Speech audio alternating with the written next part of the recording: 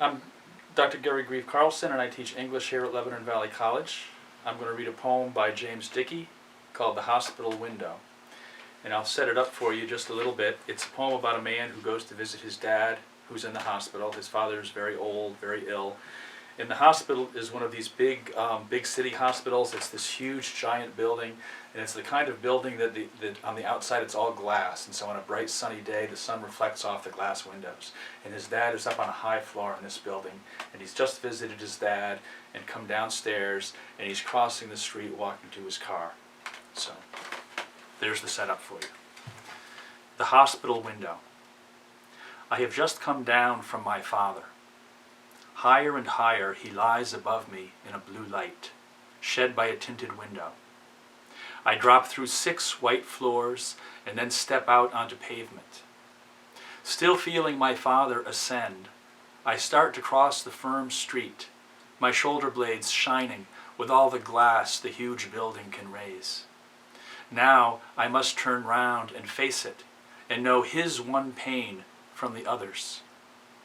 Each window possesses the sun as though it burned there on a wick. I wave like a man catching fire. All the deep-dyed window panes flash, and behind them, all the white rooms, they turn to the color of heaven. Ceremoniously, gravely, and weakly, dozens of pale hands are waving back from inside their flames.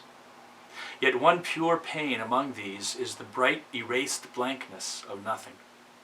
I know that my father is there, in the shape of his death, still living. The traffic increases around me like a madness called down on my head. The horns blast at me like shotguns, and drivers lean out, driven crazy. But now, my propped-up father lifts his arm out of stillness at last. The light from the window strikes me, and I turn as blue as a soul at the moment when I was born. I am not afraid for my father. Look, he is grinning. He is not afraid for my life either, as the wild engines stand at my knees, shredding their gears and roaring, and I hold each car in its place for miles, inciting its horn to blow down the walls of the world, that the dying may float without fear in the bold blue gaze of my father. Slowly I move to the sidewalk with my pin-tingling hand half dead at the end of my bloodless arm.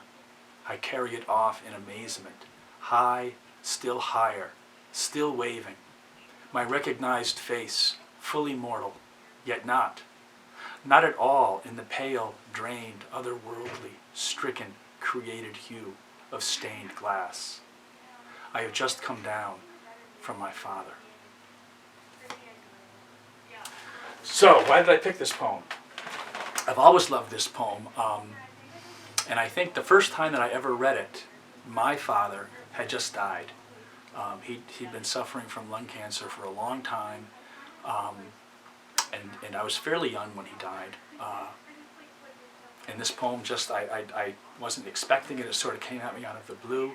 I'd never been a particular fan of James Dickey. In fact, in print he said terrible things about poets that I love, and so I was predisposed not to like him.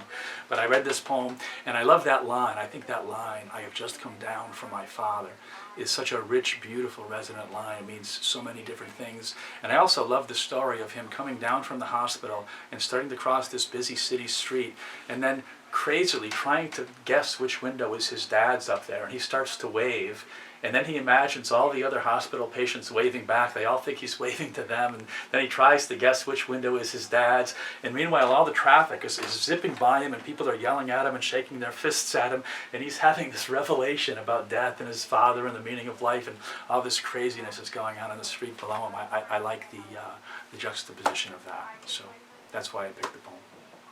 Thank you. Go to the readings.